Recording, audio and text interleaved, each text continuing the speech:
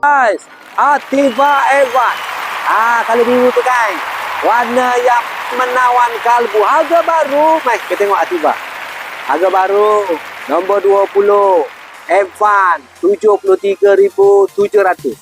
Guys, aku rekomen si janda. Yang ni memang menggoda. Keutamaan godaan yang pertama dari segi start daripada luar.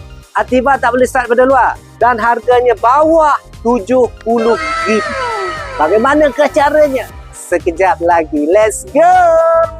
Geng, kita tengok kelebihan yang lebih menggoda daripada Ativa. Kalau kau nak start dia dalam jarak 200 meter, kau tekan kunci 2 kali ya.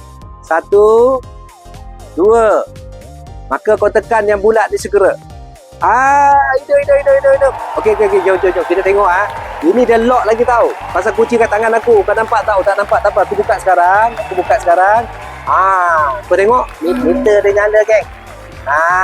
Jom kita test drive. Bismillahirrahmanirrahim.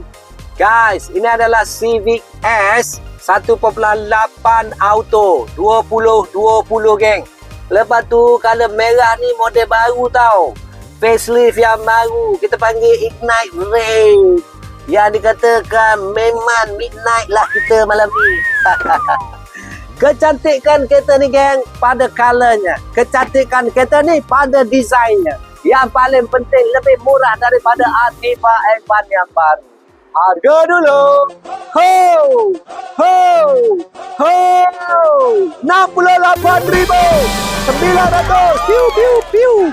68,900, geng. Kita bersama dengan Hilmi. Macam mana, Hilmi?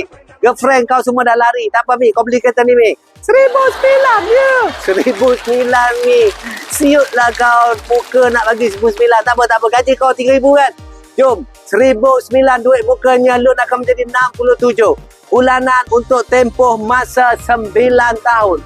790. Guys, model ni design yang cukup lawa. Kalau kau selfie hantar kepada Sofia, mesti dia kata, "Weh, dah pakai Honda ke Civic pula tu?" Kelebihan yang kedua, auto handsome. Ni dalam dah macam dah ada leather dah, geng. Lepas tu kalau kau dapat kembali Sofia yang telah curang dengan kau tu, kau ada beranak dengan dia, kau beranak lah, kemur. Dua. 3 tahun, 6 orang kau dapat kemur. Maka RM790 cukup mampu. Daripada Ativa tadi kan. WhatsApp segera kepada saya. 012 34 000 34.